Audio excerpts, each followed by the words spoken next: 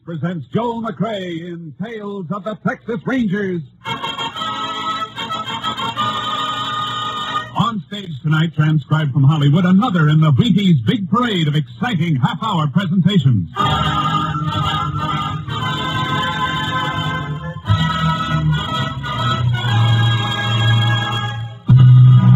Tales of the Texas Rangers, starring Joel McCrea as Ranger Pearson. Texas, more than 260,000 square miles, and 50 men who make up the most famous and oldest law enforcement body in North America.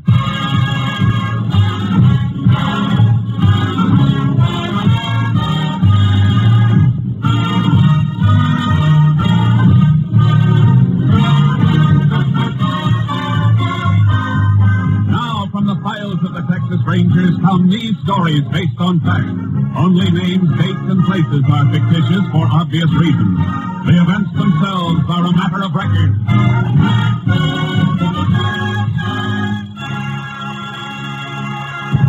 Tonight's case, the broken spur.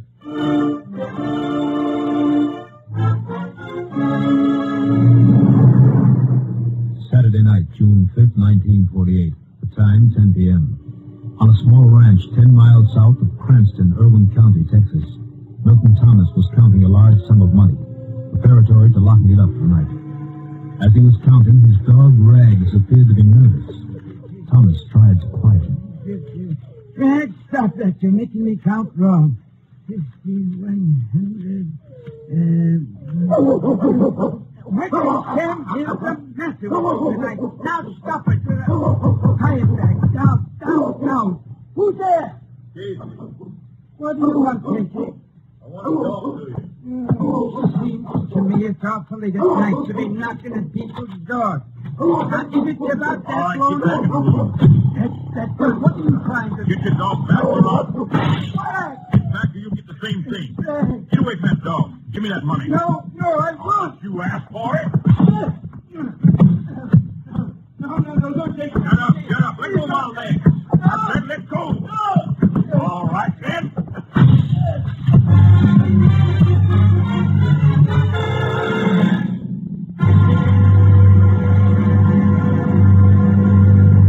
Tales of the Texas Rangers will continue in just a moment. If you've got a job to do tomorrow, partner, get your Wheaties. Sure, Breakfast of Champions is for you, just like it's for Ralph Kiner, pride of the Pittsburgh Pirates. You may not play ball for a living, but whatever your job is tomorrow, you can do it better on a better breakfast. And it's a better breakfast you're starting with Wheaties. There's a whole kernel of wheat in every Wheaties flake. Yes, whole wheat, good, sound, whole wheat. Plump and ripe and bursting with vitamins and minerals and protein for your vitality, your energy, your working power. So tumble the Wheaties out of the package, pour on the milk, put on the fruit, pick up the spoon, and smile. You're eating good to be feeling good. Breakfast of Champions for people who are going places. Are you ready? Try 'em. See how Wheaties at 7 can help at 11.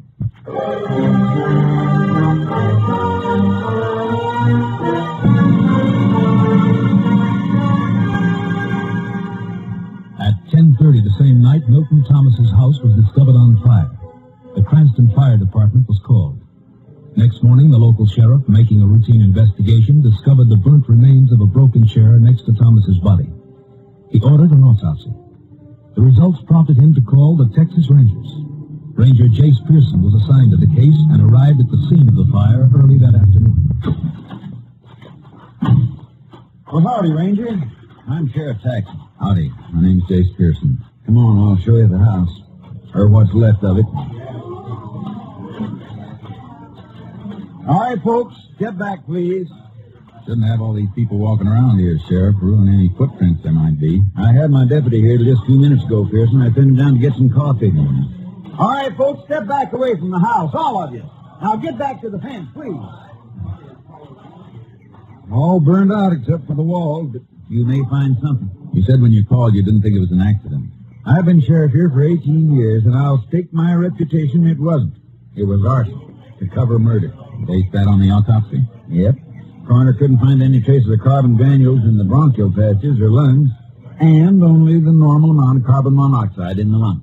Indicating Milt Thomas wasn't breathing when the fire started. Right. This was the front door.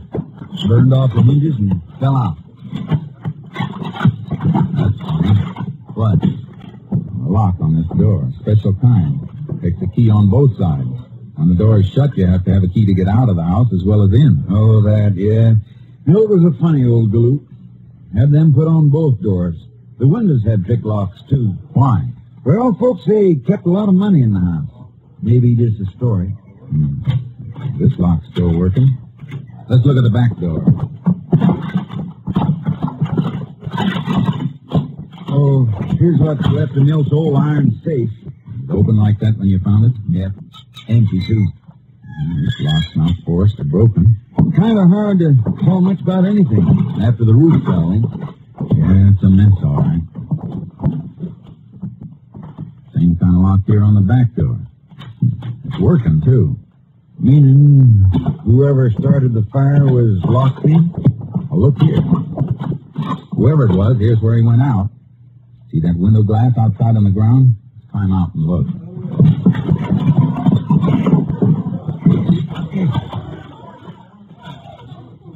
See? The heat didn't break it. It's not crazed.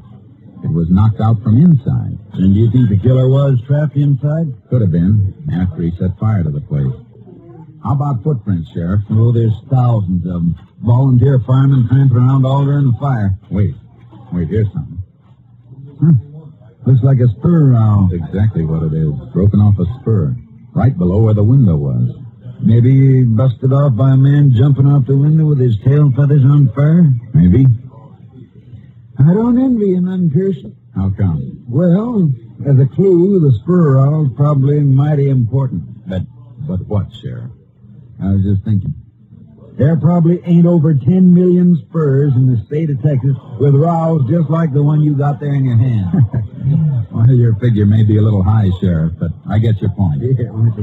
Hey, Jack. Yeah, what do you think you're doing, Jack? What's the matter, Sheriff? You know darn well what's the matter. I told you to keep back. I was just looking around. Well, stop kicking around those ashes. And the rest of you. That's evidence you're tramping on. We didn't mean no harm. Now listen, all of you. It's the last time I'm going to tell you. How'd you like it if we thought one of you was the criminal, coming back to the scene of the crime and deliberately trying to destroy evidence? Oh. Okay, then, get back or get off the property altogether. Books say that's generally not true, Sheriff. Huh? About the criminal in the scene of the crime. Happens only once in 1,000 times. Oh, I know it. I just want to throw a scare into him. I see. Oh, by the way, who was that fellow you were talking to? Him? His name's Casey. Jack Casey.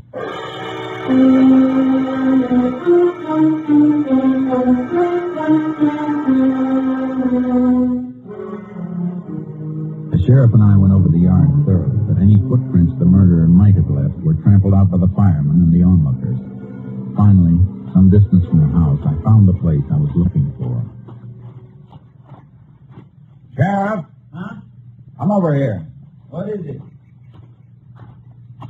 Look, here's where he took off from. Footprints.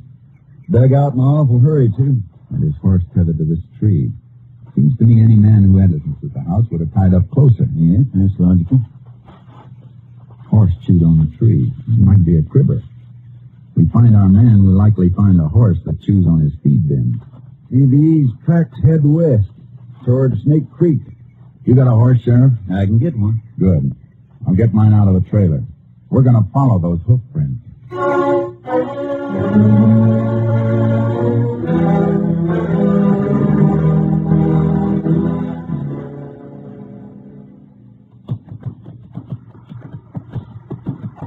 Hold it, Sheriff. Keep your horse off that bank. Why? What's the matter?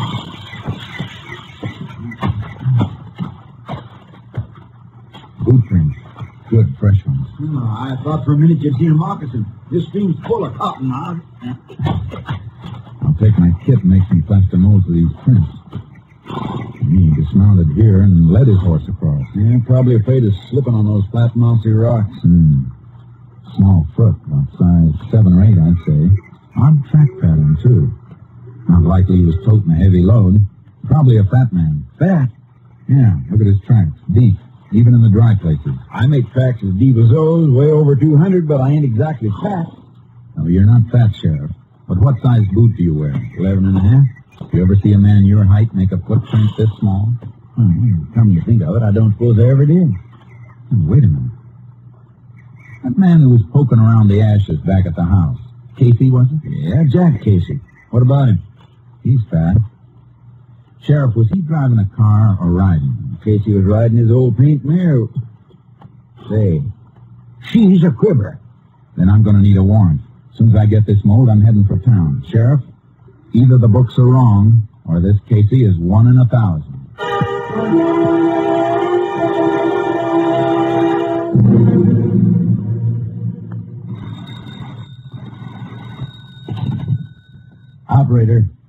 Operator, this is Jack Casey again. What about that call I've been trying to get through for the last hour and a half? Yeah, Money, Texas, the Delta Sawmill Company. I know it's Sunday, but somebody's bound to be. Who's that? Oh, Sheriff! What are you doing with that gun? Oh, it's you. Operator. Hello, Operator. You said you'd call me back every 20 minutes. It was over half hour last time. Well, keep trying. Jack, who are you trying to call? What are you doing with your shotgun? Leave me alone, Martha. Where you been since noon? You were supposed to meet me at the Tate's for dinner. I know it, but... Who's that? Who is it? Texas Ranger. What? Jack, what have you done? Put that gun away. Get in the back room. You ain't fixing to shoot him, are you? If I have to. Jack, don't do it. Please, Jack, don't be... Hold it, Ranger. Stay where you are. Put that gun down, Casey. You're not coming in here. I got a warrant here says I can. And I am. Jack, put it down. Let go that barrel. Give me that. You all right, ma'am? Yeah, I'm all right.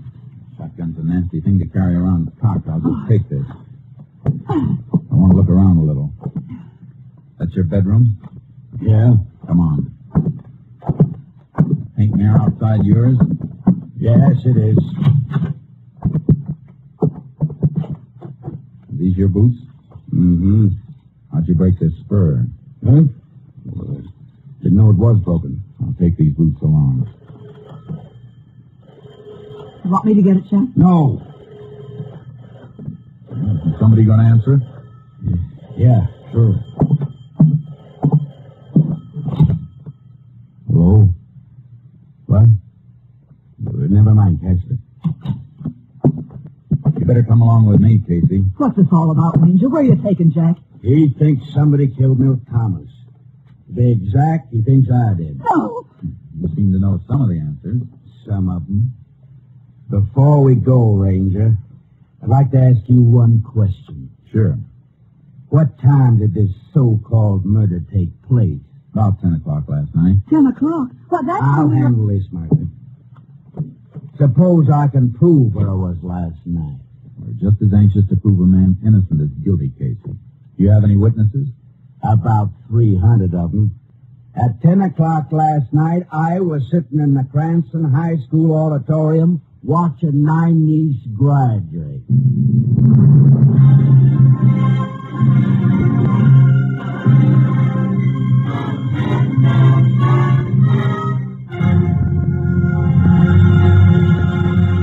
In just a moment, we continue with Tales of the Texas Rangers starring Joel McCrea as Ranger Jace Pearson. If a man rides herd on 100 head of cattle all day, first he needs his Wheaties. Yes, if a man sits behind a big desk and pushes buttons on his job, first he needs his Wheaties. Listen, Mama, you too. If you keep track of a couple of growing up kids and wash dishes and make beds on your job, first you need your Wheaties. Just whatever your job, wherever you work, Wheaties can help. Whether you run a machine or pound a typewriter or play baseball for a living, first you need your Wheaties. Because here is whole wheat with the rich, full-bodied energy of whole wheat. There's a whole kernel of wheat in every Wheaties flake. That's why Wheaties give so much. Vitamins, minerals, protein. Wheaties have them, and they're for you. Pour the Wheaties into the cereal bowl, add the milk, add the fruit, and dig right in. Do that at 7. and see how much better you're working when 11 a.m. rolls around. Yes, try 'em every morning, crisp and tempting, and see if I'm not right. See if a better breakfast with the whole wheat nourishment of Wheaties doesn't make a pleasant difference in your morning's work. See if milk, fruit, Wheaties isn't honest and truly breakfast of champions. See yourself how Wheaties at 7 can help at 11.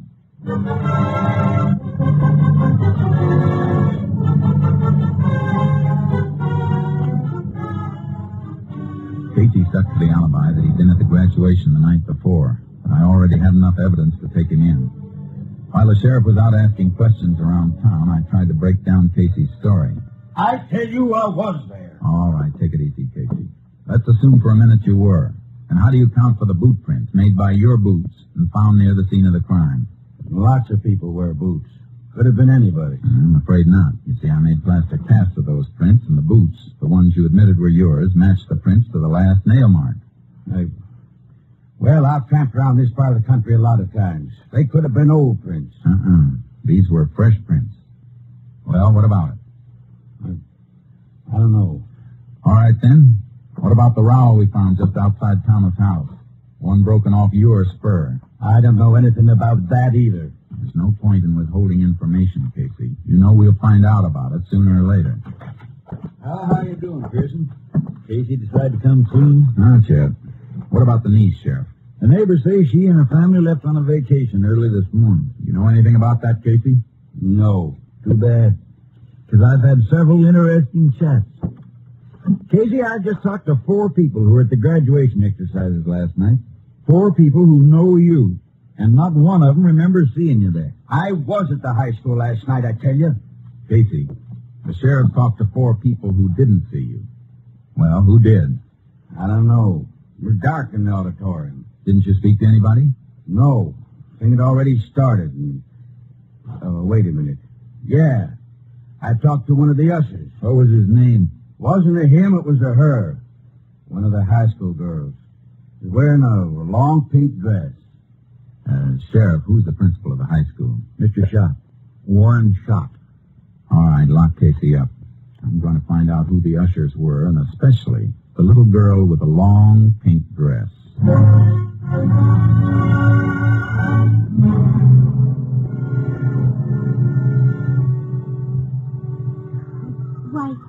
Why, yes, sir. I remember Mr. Casey being there. With Mrs. Casey. Are you sure, LMA? This is very important. Oh, sure.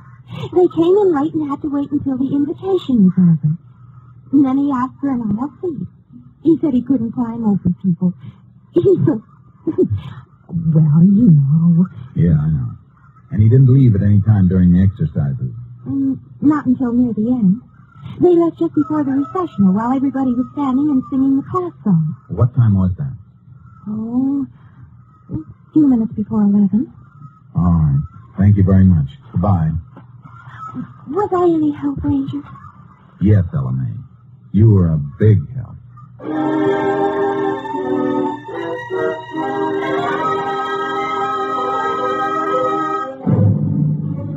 I was stuck. It looked like I was going to have to release Casey. Then I remembered something. The phone call that came in while I was out at Casey's place. The one he'd been reluctant to answer. I dropped by the Cranston telephone office. This is the call you wanted, Ranger. What was it? Mr. Jack Casey placed a call to the Delta Sawmill Company in Monee, Texas at 2:22 p.m. today. There was no answer, and when the Monee operator did get through, she called back at 3:40. But Mr. Casey had canceled it.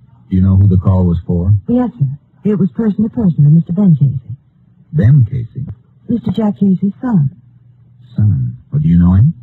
I used to. When? Well, we went to high school together. Some of my girlfriends and I used to go places with Ben's bunch, but my mother made me stop. She said he wasn't the kind of boy that girls should run around with. I see.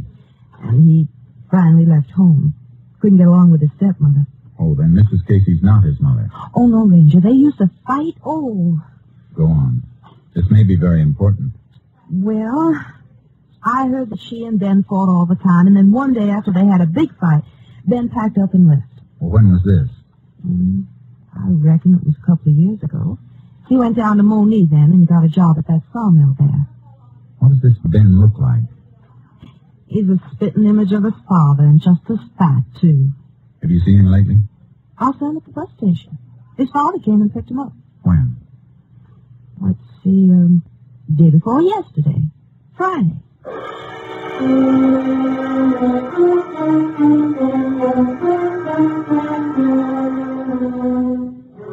There was no doubt now why Jack Casey wasn't talking. He was protecting his own son. I put a call through to Mrs. Casey and met her at the sheriff's office. I ain't saying this because he ain't my flesh and blood, Ranger, but Ben's bad through and through.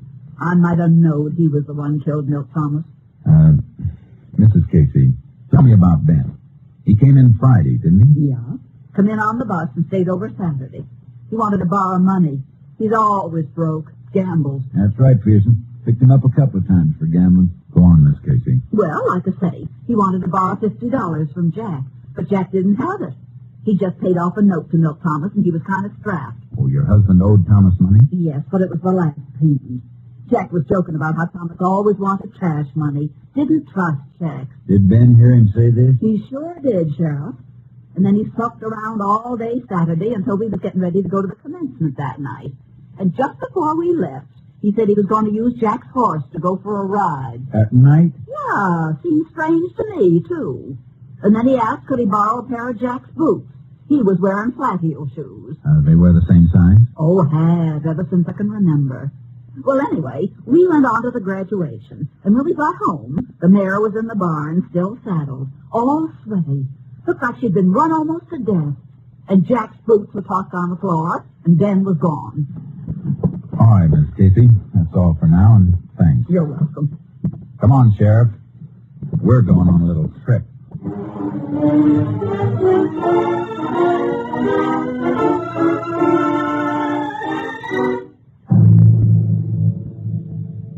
Sheriff Taxton and I piled into my car and headed for Monique. As soon as we got out on the highway, I put in a call to my headquarters. Unit 10 to KTXA. Unit 10 to KTXA. KTXA to Unit 10. Go ahead, Unit 10. Unit 10 leaving Cranston State Highway 22 en route to Monique. Investigating murder suspect believed in vicinity of Delta Sawmill. We'll keep KTXA informed. Unit 10, 10-4. Okay. KTXA, Austin. KTXA, Sheriff, Austin. you know young Casey by sight, don't you? I watched him grow up. Good. If he's gone and we have to comb for him, I don't want to turn up the wrong fat man again. Oh, you'd know him now, after seeing his father. Except for age, they're the same. You mean except for age and the fact that the young one's a murderer?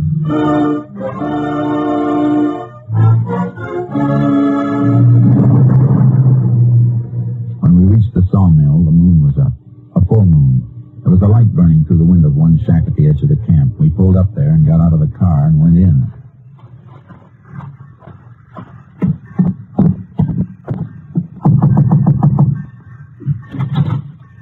Well, howdy, Ranger. Sheriff.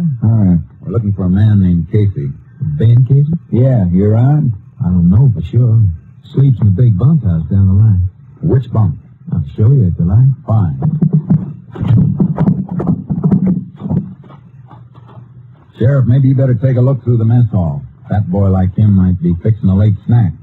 If you don't find him, come up and meet me. And if you do find him, call me before you try and take him. Right. Bunkhouse is this way. No light in the place. Well, some of the boys was going into town for a moonlight dance. Don't know if Ben went with them or not. Has he been packing any money that you know of? Well, yeah, come to think of it, he had quite a bit. Said he hit it lucky in the dice game that... Well, he did get it in the dice game, didn't he? If he did, the other fellow never got a chance to roll him. Oh? Here we are.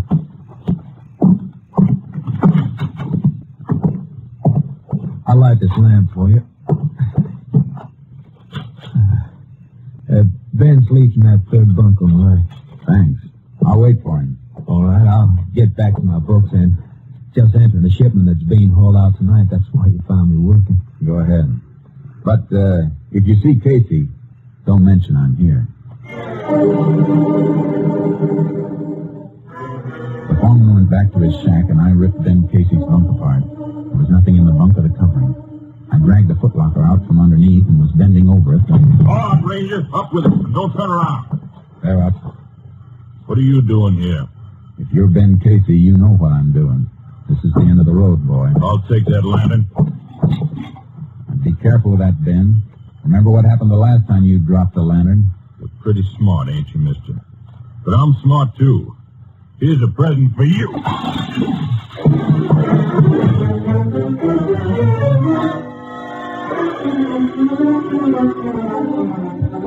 lantern hit the edge of the bunk, and the flaming kerosene splashed over me. I beat the flames out with my hands and dove for the door. He rammed something against the outside of it. When I forced it open, I stumbled over a heavy log bench he'd used as a barricade. Hey, Ranger, what is it? Casey! You see him, Sheriff? Well, somebody ran off that way toward the rail siding. Let's go.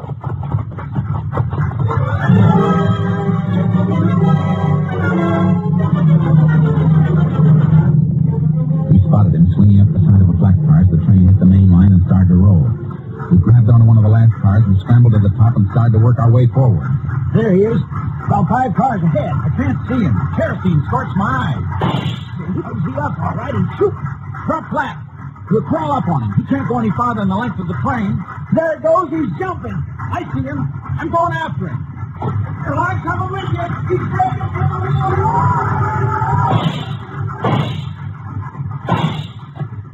Pearson! Pearson, you all right? Where are you? Get down, Sheriff. Stop!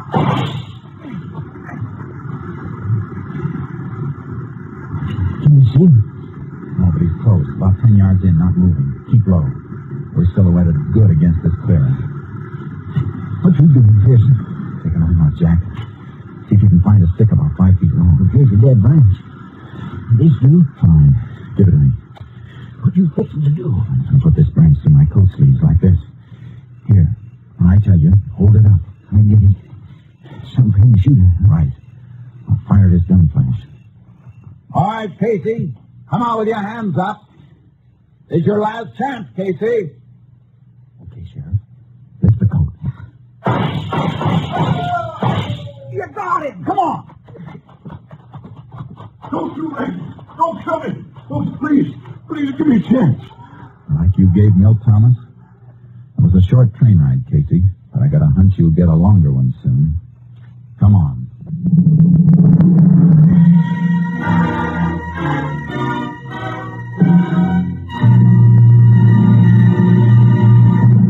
Ben Casey confessed to the murder of Milt Thomas. On August 2nd, 1948, he entered Huntsville Penitentiary. His sentence, life imprisonment.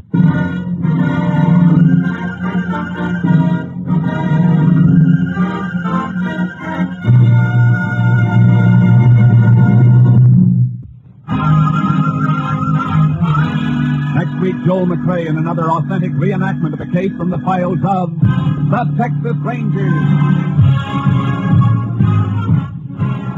This story was transcribed and adapted by David Bruce and was produced and directed by Stacy Keach. Hal Gibney speaking. And this is the Wheaties man, Frank Martin, inviting you to listen Monday night to Frank Lovejoy and Night Beat on the Wheaties Big Parade. See you then.